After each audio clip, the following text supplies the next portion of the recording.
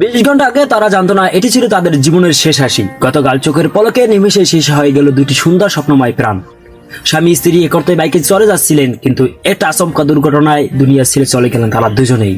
Social মিডিয়ায় এই দৃশ্য ছড়িয়ে পড়ার পর থেকে আজ সবাই শোকাহত। সবাই প্রার্থনা করছে, আল্লাহ তুমি তাদের জান্নাত নসিব করো এবং তাদের সমস্ত গুনাহ মাফ করে দাও। কিন্তু যারা আজ বেঁচে আছেন এবং বাইক চালান তাদের জন্য এই ঘটনাটি বড় একটা শিক্ষা। এই উদয় আবরার এবং তার স্ত্রী আনিশা কাপুর ব্লগিং করতেন। একসময় মানুষ তাদের নিয়ে অনেক হাসি ঠাট্টা করতো আর বাজে মন্তব্য করতো, অথচ আজ তারা চলে যাওয়ার পর সেই মানুষগুলো তাদের জন্য চোখের পানি ফেলেছে। বেঁচে থাকতে যে সম্মান তারা পায়নি, মৃত্যুর পর আজ পুরো পৃথিবী তাদের সেই সম্মান দিচ্ছে।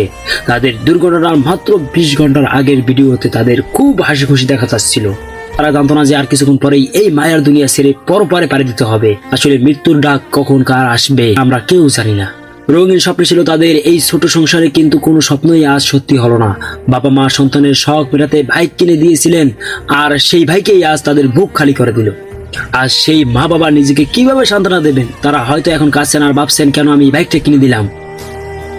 আজকের এই ভিডিওটি বানানোর একটাই উদ্দেশ্য ভাই, আপনারা যারা বাইক চালান একটু গতিটা কমিয়ে চালাবেন। একটা মূল্যবান জীবন চলে গেলে আর কোনোদিন ফিরে পাওয়া যাবে না। মনে রাখবেন, এই পৃথিবী কারোর জন্য সিরিয়াসলি নয়। আজ আমি, কাল আপনি।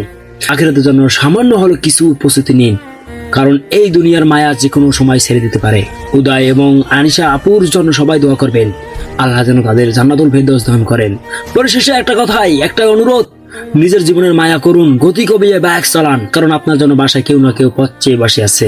প্রিয় দর্শক, আজকে আমি এই ভিডিওটা একটাই মূল কারণ হলো, যারা গতি দিয়ে বাইক চালান, রাস্তাঘাটে যারা খুব দ্রুত বাইক চালান, তাদের উদ্দেশ্যে ভিডিওটি তৈরি করা হয়েছে। এই ভিডিওটি এখান থেকে শেষ করলাম। ভালো থাকবেন।